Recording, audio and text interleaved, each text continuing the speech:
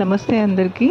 చూడండి మా వాడకట్టు గణపతి ఎంత బాగున్నాడో. సరే మా గణపతితో పాటు అయ్యప్పని కూడా తీసుకొచ్చుకున్నారు. ఎప్పుడు నాకేనా నీకు కూడా చేపిస్తా నా పూజలు అని చెప్పని.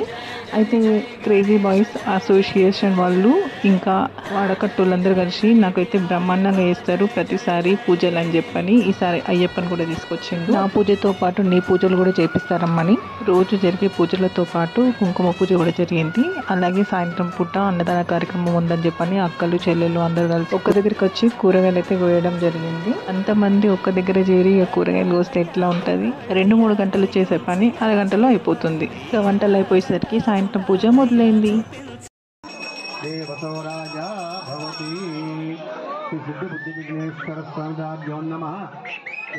కర్పూర మంగళ నీరాజన దీపం సమర్పయామి.